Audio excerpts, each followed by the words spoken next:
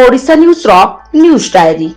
आजिर news diary रो अतिथि थिले सी एक धारारे जड़े कवि, लेखक, सुसाहित्यिक, समाज संस्कारक तथा शिक्षाविद बाग्मी अरुण दास। आम प्रयास ओडिशा न्यूज टीम भेटिथिला बिरडी ब्लॉक अंतर्गत चाषीखंड ग्रामर बाग्मी अरुण दास को। श्री दास को सह किछि वार्तालाप आसंतु सुनिबा कौन कहंती श्री दास। मो नाटा हसी अरुण दास घर चाषी खंड मो छात्र अवस्था मो प्राइमरी स्कूल तृतीय श्रेणी पास कला बागुपुर माइन चतुर्थ पंचम सप्तम ठारू मु पलि आसती अलकार 1973 मसीह माट्रिक पास सप्तम अष्टम नवम दशम एकादश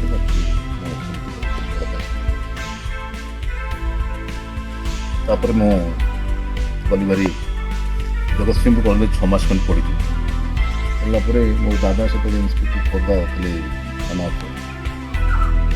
मो खोर्धारे पढ़ी खोर्धारू पाठ सरला पूरा पढ़ना तापर मो निमापड़े इंग्लिश नर्स दे so I completed my graduation in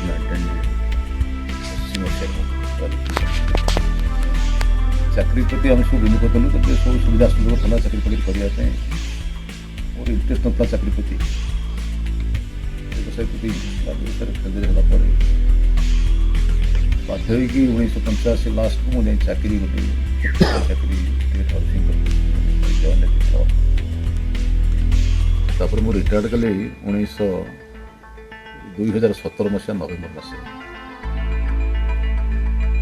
more Mrs थे Chandrashekhar DAV senior teacher retired senior teacher more गोटे गोटे झील सी सप्तम 7 वर्ष होता चंद्रशेखर डीएवी पढ़ला बेले स्टैंडर्ड 3 रे एडमिशन करा फैक्टल रोड एक्सीडेंट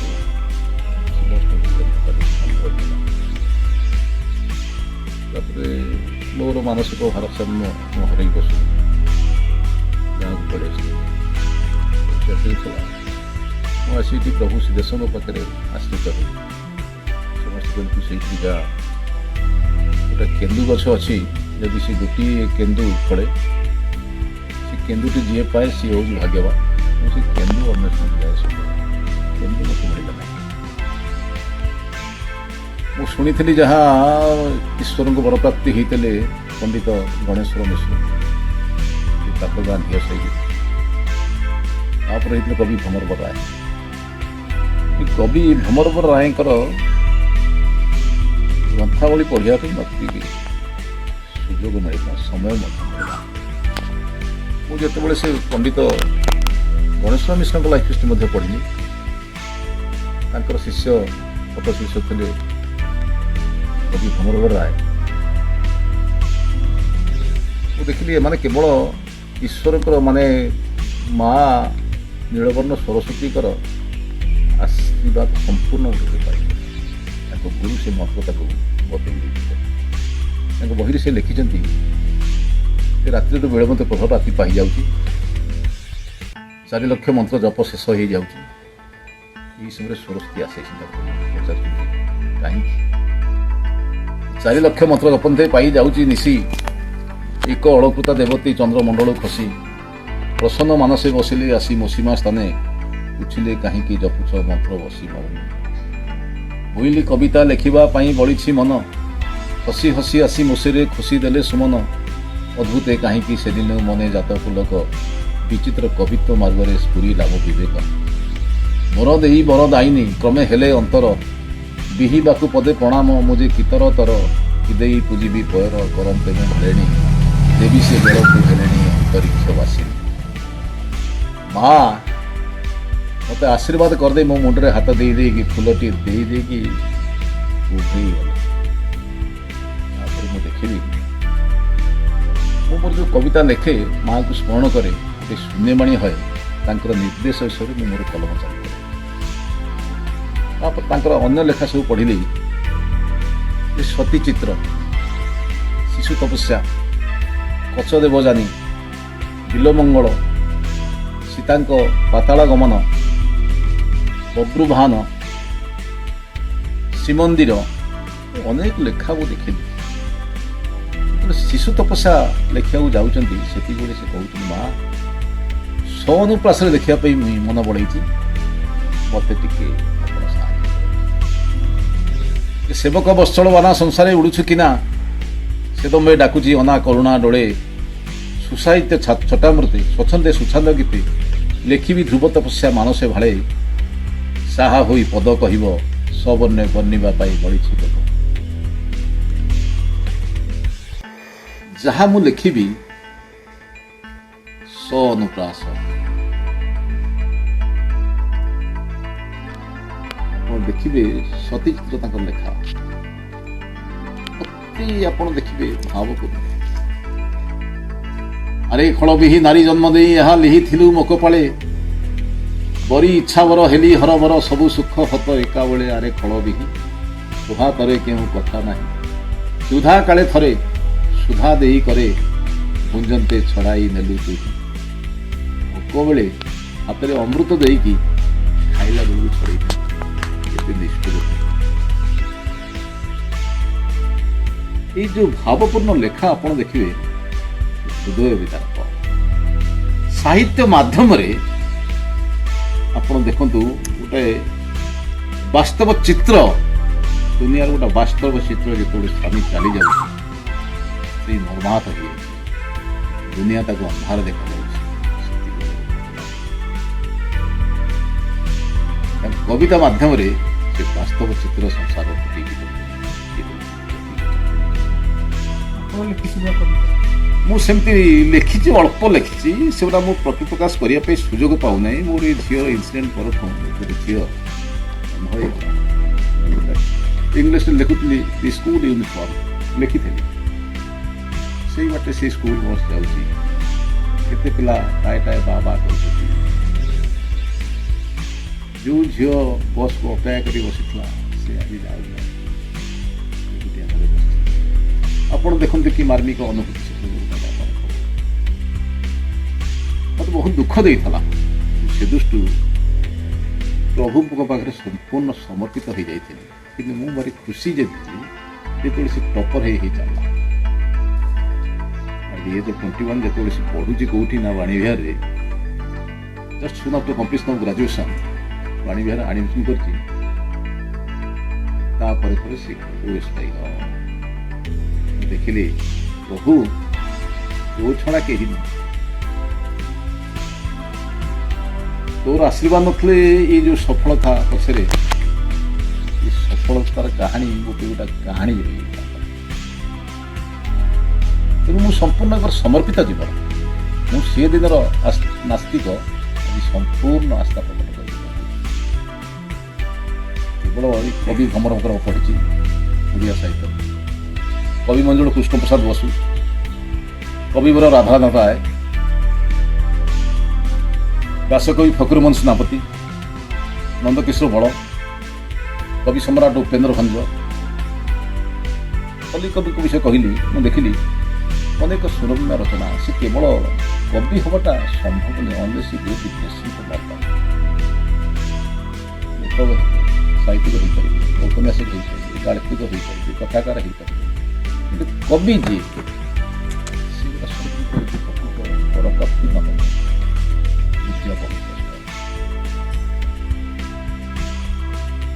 ସାହା ହୋଇ ମୋର ଚିତ୍ତ ସିଂହାସନେ ପୂର୍ଣ୍ଣ ଦୟା ଥିବ ରଖି, ସ୍ଥିତ ହୋଇ ମୋର ଚିତ୍ତ ସିଂହାସନେ ପୂର୍ଣ୍ଣ ଦୟା ଥିବ ରଖି, ସାହା ବଳେ ତୋର ଅତ୍ୟନ୍ତ ମଧୁର ପଦ ଯାଉଥିବି ଦେଖି।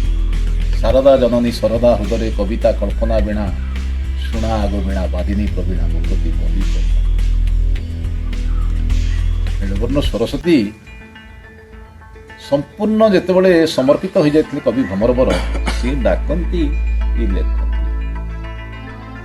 ଯୋଉ ସମସ୍ତେ ମତେ କହୁଛନ୍ତି, ପ୍ରଶଂସା କରୁଛନ୍ତି, ଯାହା ଗୋଟେ ଲୋକ ଆସିକି କହୁଥିଲା, ଦେଖିଲେ କହୁଥିଲା, ଭଲ ମନ୍ଦ କହୁଥିଲା, ବୋଧଗମ୍ୟ ହଉଥିଲା, ସରଳ, କିନ୍ତୁ ଗୋଟେ ଜିନିଷ ହଉଛି ତାର ଆଶୀର୍ବାଦ ନ ହେଇଛି।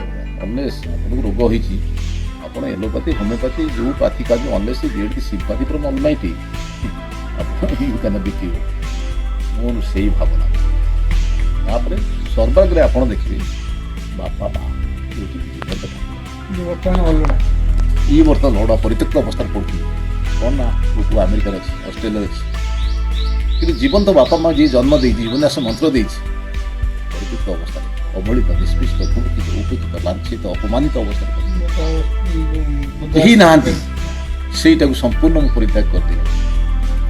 ମୁଁ ତ ଚାହିଁଥିଲି ଆମେରିକାରେ ଚାକିରି ପାଇଁ ମୋତେ ମିଳିଥିଲା, ସେତେବେଳେ ପଳେଇଯାଇଥାନ୍ତି।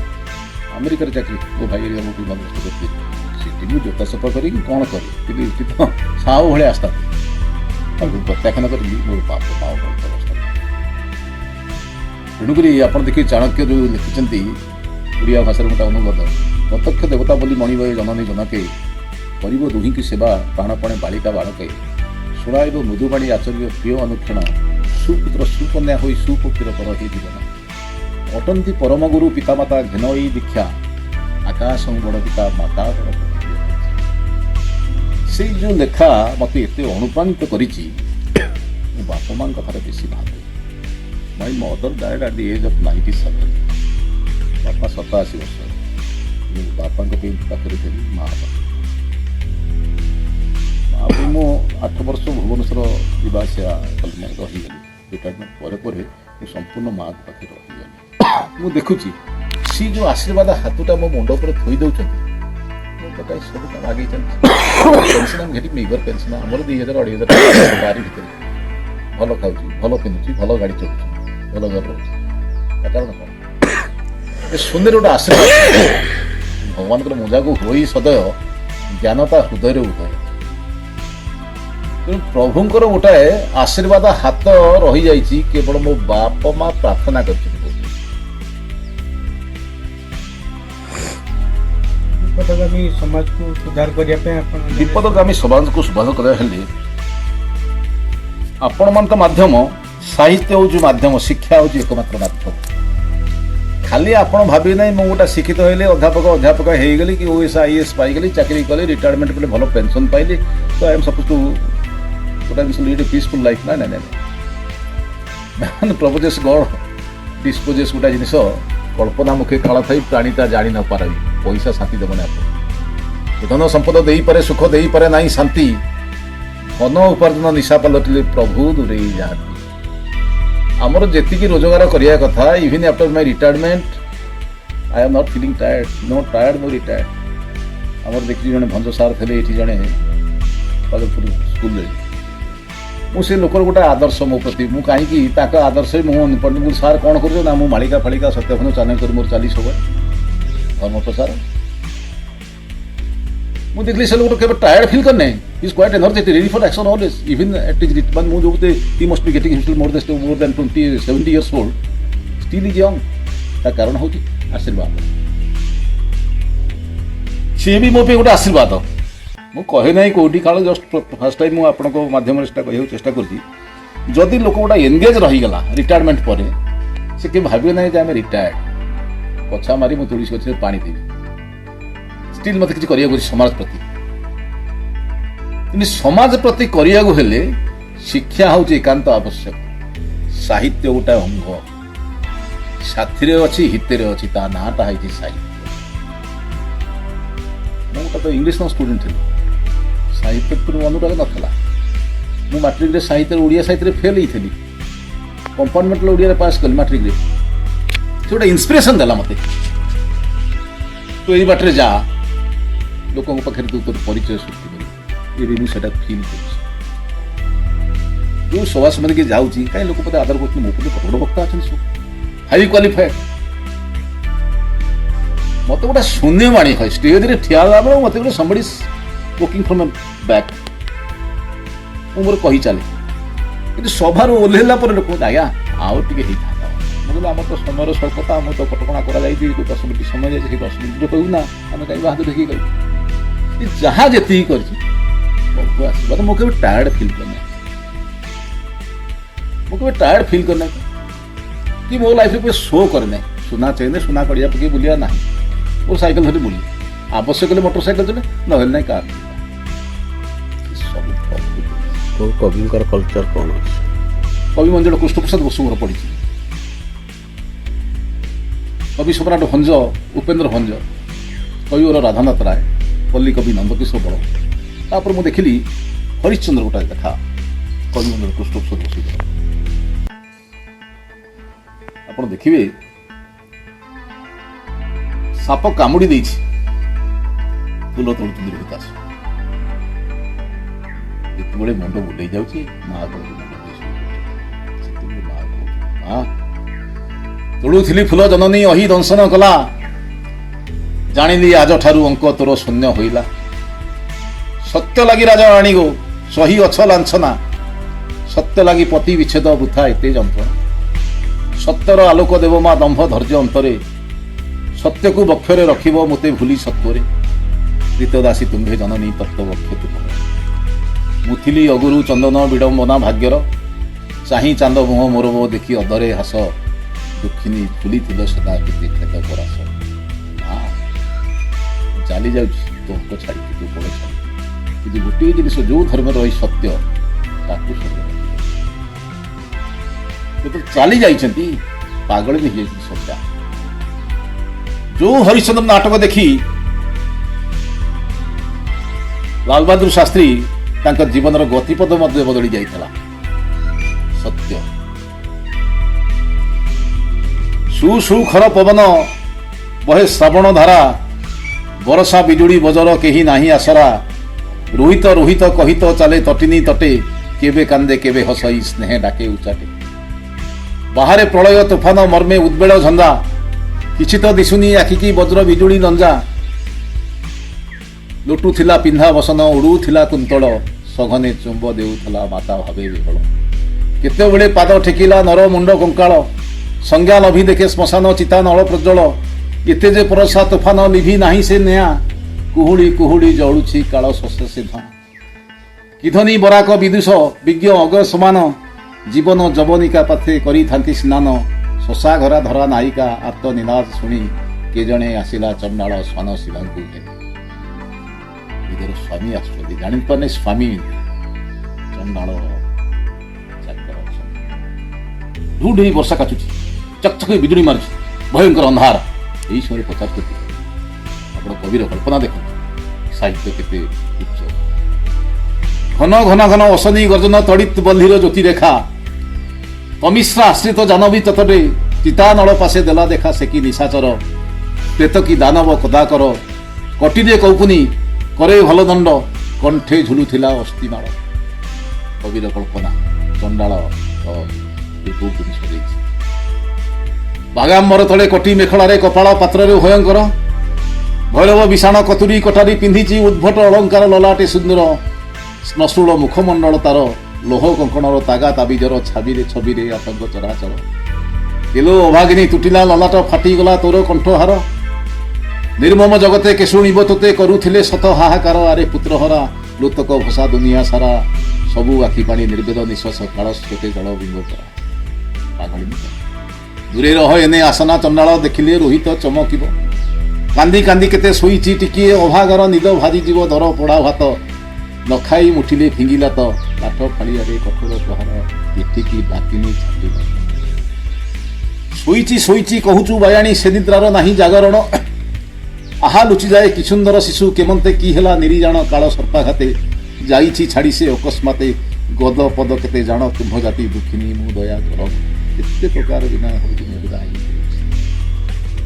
ତାପରେ ତାଙ୍କର ପରିଚୟ ଆସିଯାଇଛି ଏଇ ଯୋଉ ଭାଷା ଆପଣ ଶୁଣିବେ ସତ୍ୟ ଲାଗି ରାଜରାଣୀ ଗୋ ସହି ଅଛ ଲାଞ୍ଛନା ସତ୍ୟ ଲାଗି ପତି ବିଚ୍ଛେଦ ବୃଥା ଏତେ ଯନ୍ତ୍ରଣା ସତ୍ୟର ଆଲୋକ ଦେବ ମା ଦମ୍ଭ ଧୈର୍ଯ୍ୟ ଅନ୍ତରେ ସତ୍ୟକୁ ବକ୍ଷରେ ରଖିବ ମୋତେ ଭୁଲି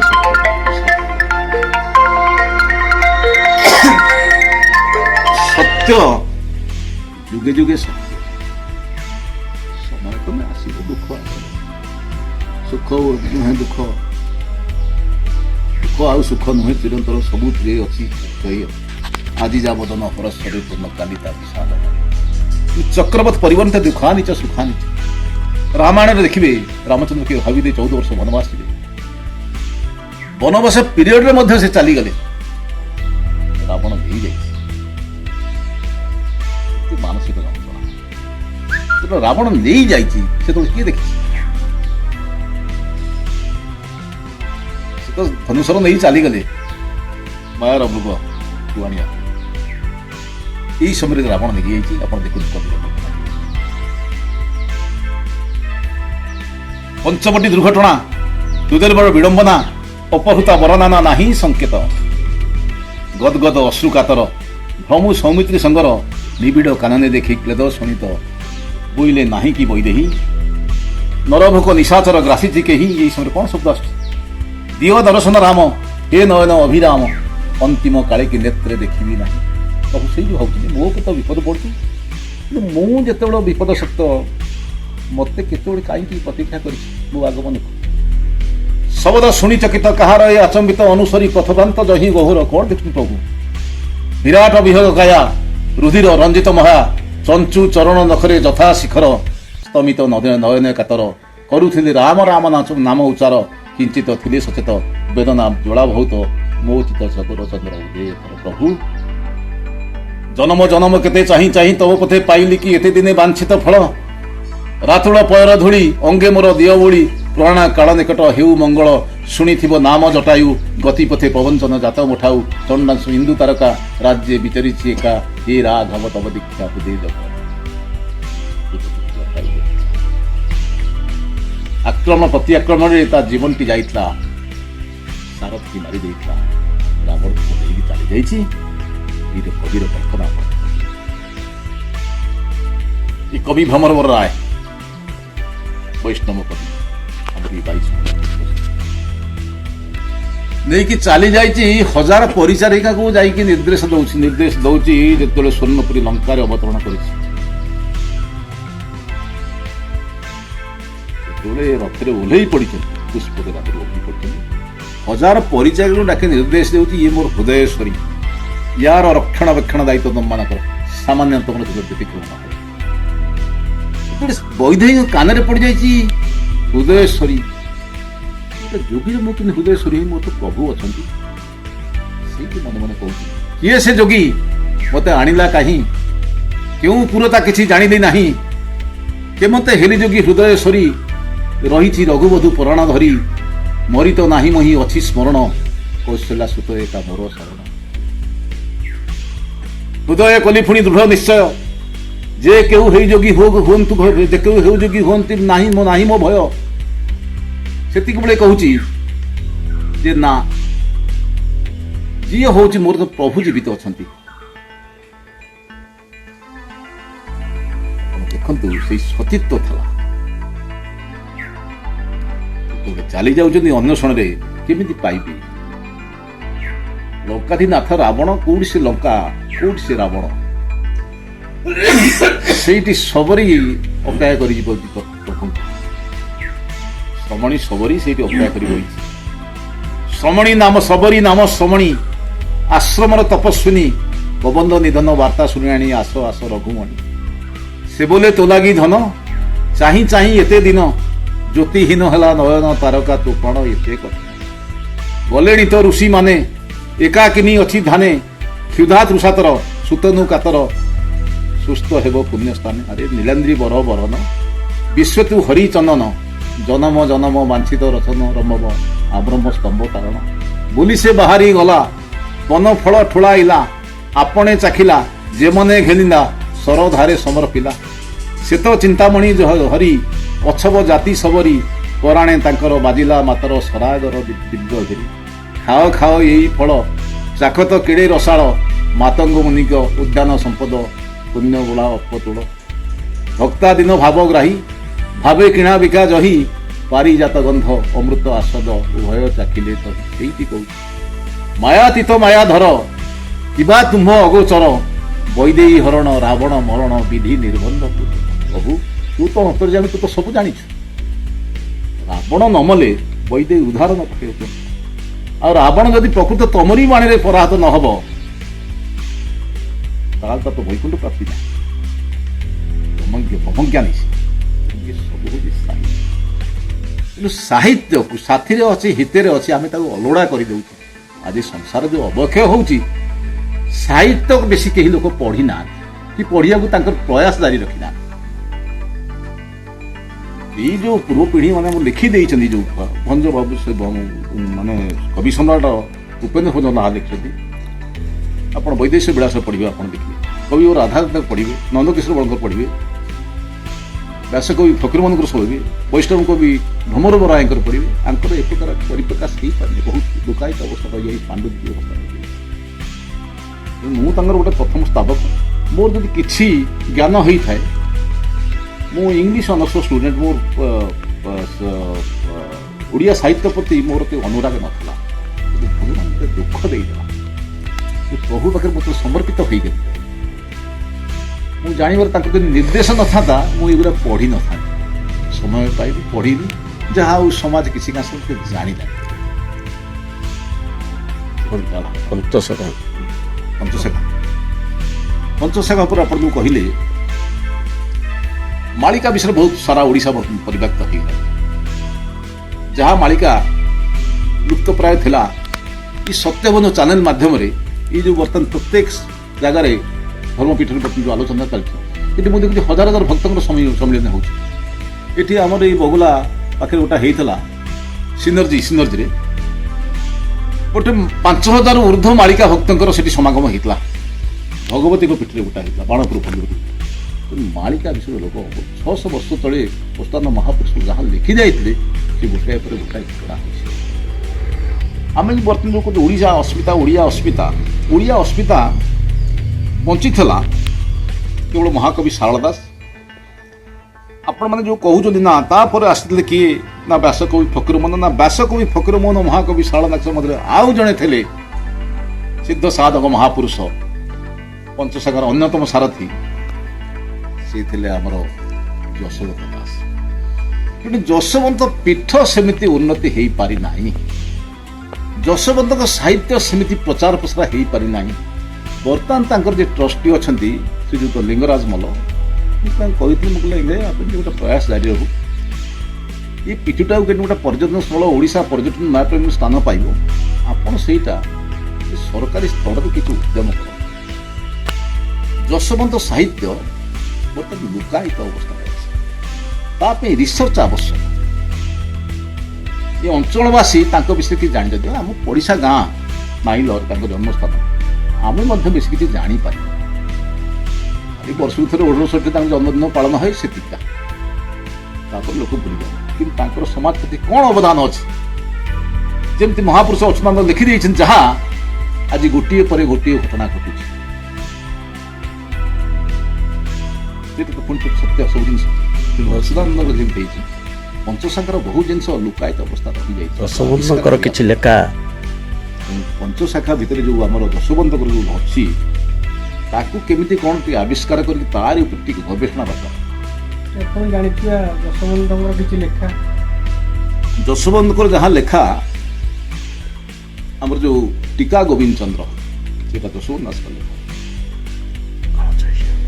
माँ पुओ जो संबंध आप देखिए से लिखिं गोविंद चंद्र कहते बाबूरे तो प्रति मोर केते त्याग तू बुझी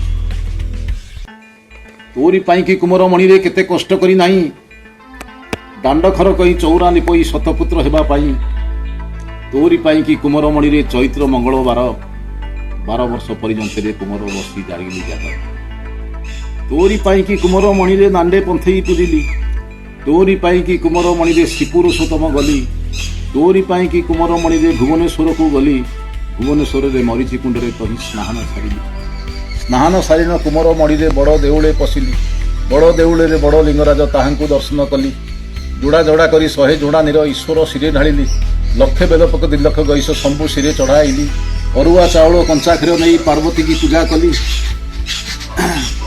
तापर कौन जिते मु भक्ति से शोली से तो गर्भ मोर तू गर्भक आसिली से कष्ट तो न कर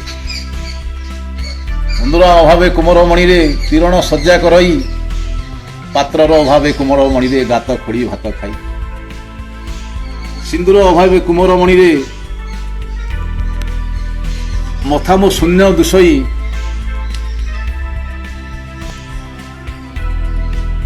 दूतर अभावे कुमर मणि रे केशमो जटा बांधई अपन चिंता करते गोटा मार त्याग केते यशोवंत ଦଶବନ୍ଧଙ୍କର ଲେଖା କିନ୍ତୁ ବହୁତ ପରିପ୍ରକାଶ ହେଇପାରେ ଆହୁରି ଅନେକ ଅଛି ନିଶ୍ଚିତ ଥବ ସେ ପାଣ୍ଡୁଲିପି କୋଉଠି ଅଛି ତାକୁ ଆଣିକି ତା ଉପରେ ପ୍ରକୃତ ଗୋଟାଏ ଜିନିଷ ରିସର୍ଚ୍ଚର ଆବଶ୍ୟକତା ଅଛି। ସମାଜ ପାଇଁ ଆପଣଙ୍କ କ'ଣ ରହିବ ନିର୍ଦ୍ଦେଶ? ଶେଷ କଥା ସମୟ ଅତିକ୍ରାନ୍ତ ସମାଜ ପାଇଁ ଗୋଟିଏ ଦିଗ୍ଦର୍ଶନ ମୁଁ ଦେବାକୁ ଚାହୁଁଛି ଆପଣଙ୍କ ମାଧ୍ୟମରେ। ସମାଜ ଆଜି ଉତ୍ସୃଙ୍ଖଳିତ ଯୁବକ ଆଜି ପଥବିଚ୍ୟୁତ ହୋଇଯାଇଛନ୍ତି ମନ ଭିତରେ ଗୋଟା ଅହମିକାର ଭାବ ହେଇଛି ସାମ୍ବାଦ ପ୍ରତିଷ୍ଠା ହେଇପାରି ନାହିଁ ସମତା ନାହିଁ ଲୋକ କାହିଁ କାହିଁ କରୁଛି କ୍ରିମିନାଲ କାହିଁ ହେଉଛି ଏ ସମାଜ ସବୁ ତିଆରି କରୁଛି society prepares the crime criminal commits it criminal ଗୋଟାକେ ମା ପେଟୁ ନଥାଏ ଯେତେବେଳେ ଗୋଟାଏ ଲୋକ ଆମ story lot of wealth ill got money ଯାହାକୁ କହନ୍ତି ତାର ସୋର୍ସ ଅଫ୍ ଇନକମ୍ର ସେମିତି କିଛି ନାହିଁ is not leading a peaceful life luxurious life ବାକି କରୁଛି ଅନ୍ୟ ଯେଉଁ ଯୁବ ସମାଜ ତାକୁ ଦେଖୁଛନ୍ତି ନିଶ୍ଚିତ ଗୋଟାଏ ବିଦ୍ୱେଷ ଭାବ ଆସିବ କ୍ରିମିନାଲ କ୍ରାଇମ୍ କରିବା ପାଇଁ ସେଠି ପଛେଇବେ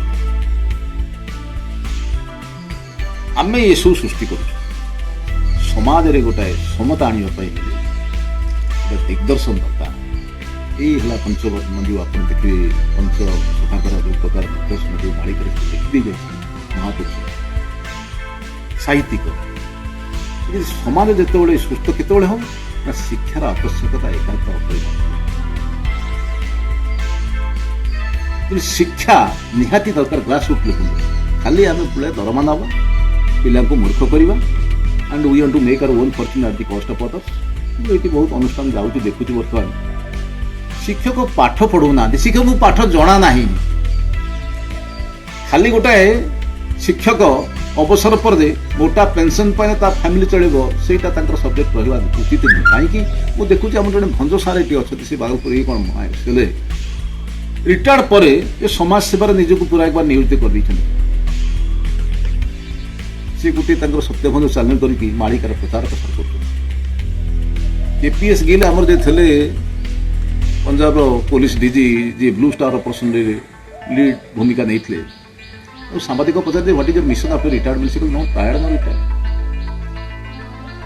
ଅବସର ପରେ ମୋର ସମାଜ ପ୍ରତି କିଛି କାମ କରିବାକୁ ଅଛି କିଏ ବୁଝୁ କିଏ ନ ବୁଝୁ ଲୋକ ଥଟ୍ଟା ପରିହାସ କରିବେ ଯୁବକ ଅବସ୍ଥାରେ କିଛି କହିଲେ ପାରିନି ଅବସର ପରେ ତ କରୁଛି ନା କେହି ବା କରେ ନମସ୍କାର କେପଡ଼ି କରେ ତିରସ୍କାର କେହି ବା କରେ ନିନ୍ଦାସ୍ତୁତି କିଏ ଉପହାସରେ ହସନ୍ତି ମୋର ହାତ ଦୌଡ଼ରେ ମନ ନୀଳ ଚକ୍ରରେ ରହିଲା ମୁଁ ମୋର କିଛି କାମ କରିବି ସମାଜ ଏବେ ବୁଝୁନାହିଁ ସମୟକ୍ରମେ ବୁଝିବ ଆପଣ ଦେଖିବେ ଏଇ ଜଷ୍ଟ ଗୌରାଙ୍ଗ ଚରଣ ଦାସଙ୍କର ଯେତେବେଳେ ହେରି ଶ୍ରାଦ୍ଧ ହେଲା ଏତେ ବଡ଼ ତ୍ୟାଗୀ ବିପ୍ଳବୀ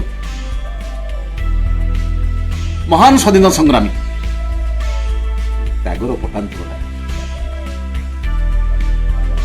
ଓଡ଼ିଶାର ବହୁତ ମାନ୍ୟଗଣ୍ୟ ବ୍ୟକ୍ତି ଆସିଲେ ସେ ସଭାକୁ ମୁଁ ମଧ୍ୟ ସେଠି ଯାଇଥିଲି ବହୁତ ସମାରୋହରେ ପାଳିତ ହୋଇଥିଲା କିନ୍ତୁ ଆପଣ ଦେଖିବେ ଗାଁ ମୁଣ୍ଡରେ ଯେତେବେଳେ ତାଙ୍କର ଶ୍ରାଦ୍ଧ ବାର୍ଷିକୀ ପାଳନ କରାଯାଉଛି ଗାଁ ସେପଟେ ଯେ ତାଙ୍କର ଆରାଧ୍ୟ ଦେବତା ଠାକୁରଙ୍କ ମନ୍ଦିର ଅଛି ଦଧିବାମନ ସେଠି ଆମର 22 ମୌଜା ରିଟାୟାର୍ଡ ସଂଘ ଭୋଜି ଭାତର ସେଠି ଅସାର କରୁଛନ୍ତି ଆସର ସେଠି ଜମିଛି ଆପଣ ଚିନ୍ତା କରନ୍ତୁ ଏ ସ୍ୱାଧୀନତା ସଂଗ୍ରାମୀ କି ଲୋକ ତାର କ'ଣ ଅବଦାନ ତାର କ'ଣ ତ୍ୟାଗ ବୁଝିବା ପାଇଁ ମଧ୍ୟ ଏମାନେ ତାଙ୍କର ଅକ୍ଷମତା ପ୍ରକାଶ କରନ୍ତି ଶିକ୍ଷିତ ଲୋକ ତେଣୁ ମଧୁସୂଦନଙ୍କ ଭାଷାରେ ପୂର୍ବ ପରୁଷ ସ୍ୱର୍ଗଧାମେ ଥାଇ ଭୋଗୁଛନ୍ତି ମନସ୍ତାପ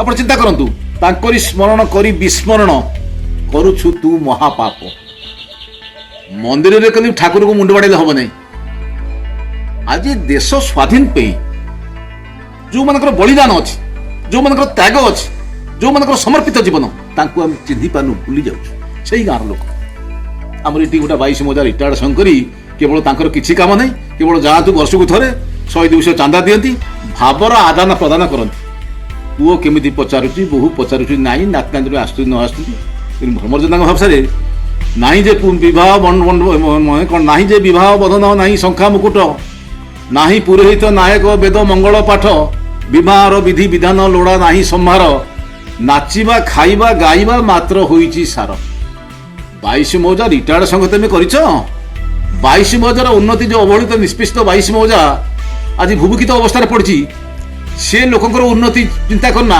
से अंचल रास्ता घाट उन्नति तुम चिंता करना तुमर तुम भोजी भात आसर जमैच जिते बड़े जड़े बरण्य स्वतंत्रता संग्रामी श्राद्ध वार्षिकी एपटे होपटे तुम बाजा बाजी माइक नागी से चिंता कर समाज बर्तमान कौ स्तर को आइलानी शिक्षित लोक कर मु तो भावुची कहीं गवर्नमेंट ऑफ ओडिशा को लिखि था आ विषय समय पानी अदरवाइज बिजी रही जाऊँगी विषय लिखी जे स्वाधीनता संग्रामी जो मान त्याग अतुलनीय से मानक समाज सम्मान दौने rather they are being vilified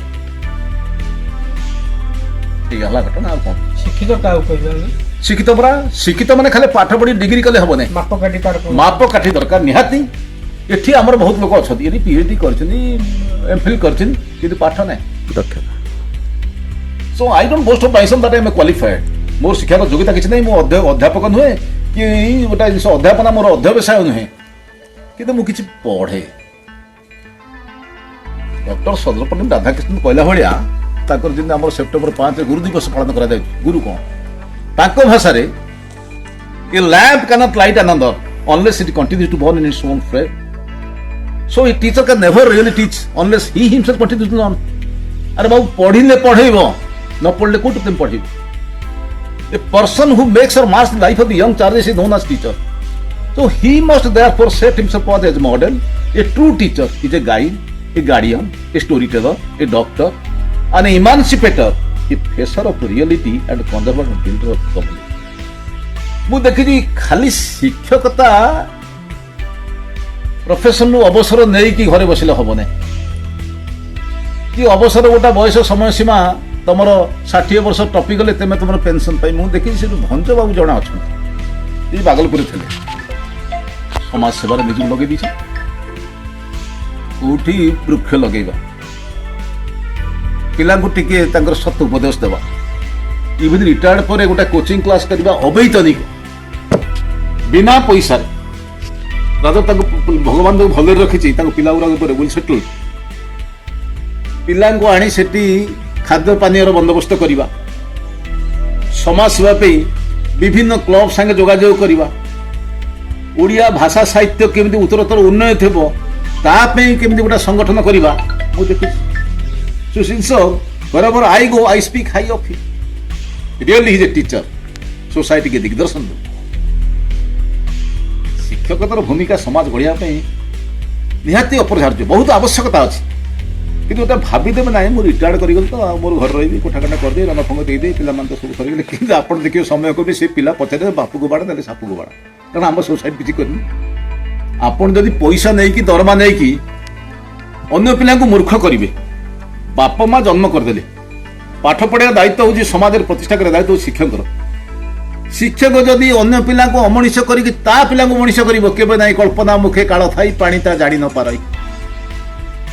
आप देखिए ये जो सती अनुसार लिखे जो शाशु चलीज अल्प समय पर काया छाड़ बहुटी पाखे बसी सेवा कर मन दुखे से कहूँ माँ बधु विधु मुख चाई बोलती माँ चांद मुही तो जीवन व्यथा केते जानुछि किछि से कारण बाछी बाछी नाना शास्त्र पढ़ाई सेवा धर्म देवार्चना शिखाई अच्छी निष्फल नहिबत व्रत अवश्य भाग्य तोर हेब पालट से मोह तुटिब दिने देखिबु से शुभक्षणी ज्योतिर तन्मय हो विश्व जगत वरेन्द्र पुत्र धड़ ना मुझे पढ़ुली आर्टिकल ये जो ओडिशा रे बर्तमान जो आईएएस आईपीएस आलार्ड ओएस पाई आई तर बापा ना माँ टीचर थे से गोटी गोटी कर ना भी लिखी जो आईएएस अफसर आईपीएस अफसर ना केते अवदान जदि प्रकृत मु समाज को शिक्षा दे ठीक शिक्षा दे मो पिला केबे अशिक्षित हेबे ना खाली अशिक्षित नुहे कुसंस्कारी हेबे ना संस्कार भीतर पाई केते लोक देखी जो लोक संस्कार मार्जित पिला के बापा को जी मोर 100% गारंटी गतकाली अरुण दास आज बाग्मी अरुण दास भितर डिफरेंट बाग्मी हूँ से मार आशीर्वाद आज्ञा ସରସ୍ୱତୀ ଆଶୀର୍ବାଦ। ମୁଁ ବେଶୀ ଶିକ୍ଷିତ ନୁହେଁ, ମୋର ଶିକ୍ଷା ତ ଯୋଗ୍ୟତା ଶିକ୍ଷିତ ନାହିଁ, ମୁଁ ବଡ଼ ପଦପଦବୀରେ ନଥିଲି। ମୁଁ ରିଟାୟାରମେଣ୍ଟ ପରେ ମୁଁ ଦେଖୁଛି ଏ ଯେଉଁ ସାହିତ୍ୟ ଆଲୋଚନା ରହିଲି, ନିଜକୁ ଜଡ଼ିତ କଲି। ଏବେ ତ ବେଶୀ ପଢ଼ାପଢ଼ି କରୁନାହିଁ ମୋଟେ। ମୁଁ କହିଲି ସାହିତ୍ୟ ପ୍ରକୃତ ସାଥିରେ ଅଛି, ହିତରେ ଅଛି, ଇଏ ବହୁତ ଦିନେ ଉପକାରରେ ଲାଗିବ। ମୁଁ ଓଡ଼ିଆ ସାହିତ୍ୟ ଭିତରକୁ ପଶିଗଲି। ମୁଁ ଗୋଟେ ଲିଟେରାରୀ ବ୍ୟାକଗ୍ରାଉଣ୍ଡରୁ ଆସିଛି, ଇଂଲିଶ ଅନର୍ସ ନେଇ ପଢ଼ୁଥିଲି। ଚସର, ବାଇରନ୍, ଟେନିସନ୍, ୱାର୍ଡସୱାର୍ଥ, ସେଲି ଆଙ୍କ ବିଷୟରେ ପଢ଼ୁଥିଲି। ଯେତେବେଳେ ଓଡ଼ିଆ ସାହିତ୍ୟକୁ ମୁଁ ମନୋନିବେଶ କଲି, ମୁଁ କହିଲି ବହୁତ ଉଚ୍ଚକୋଟୀର ଲେଖା, ବହୁତ ଉଚ୍ଚକୋଟୀର ଲେଖା। ଆପଣ ସାହିତ୍ୟ ଭିତରୁ ପଶି ଯାଆନ୍ତୁ, ଆପଣଙ୍କୁ କେତେ ଖୁସି ଲାଗିବ ଆପଣ ଦେଖିବେ। କିନ୍ତୁ ଆପଣଙ୍କୁ ଯେତିକି ଶିକ୍ଷା ଆହରଣ କରିଛି, ଜ୍ଞାନ ଆହରଣ କରିଛି, ସମାଜରେ ବାକି ରହିବ। ତାହେଲେ ସମାଜ ଜାଣିବ କେମିତି? ତମର ବରଂ ସାହିତ୍ୟ ଆମେ ପଢ଼ିଲୁ, ଏଇ 22 ମଜାର ପୁଅ, ଯଦି ଆମେ ତାକୁ ମୋ ଛାତି ଭିତରେ ରଖି, ମୋ ପେଟ ଭିତରେ ରଖି ତାକୁ ପରିପ୍ରକାଶ କରିବି ନାହିଁ, ତାହେଲେ ଲୋକ ଜାଣିବେ କେମିତି ଏତେ ବଡ଼ କବି ଆଜି ତାର ପ୍ରତିଭା ଲୁଚାୟିତ ଅବସ୍ଥା ରହିଛି। କିନ୍ତୁ ମୁଁ ଯୋଉଠିକି ଯାଏ, ମୋତେ ଓଡ଼ିଶା ସାହିତ୍ୟ ଏକାଡେମୀ ଡାକନ୍ତି, ଯୋଉଠିକି ମୁଁ ଯାଏ, ଭ୍ରମଣ ଯାଏ, ମୁଁ ତାଙ୍କ ବିଷୟରେ କିଛି ଆଲୋଚନା କରେ। ସେ କବିର ପ୍ରତିଭା କେମିତି ପରିପ୍ରକାଶ ହେବ। ଧନ୍ୟବାଦ Thank you. ସମୟ ଦେଇଥିବାରୁ। ହଉ, ଧନ୍ୟବାଦ ଧନ୍ୟବାଦ। Report press Odisha news.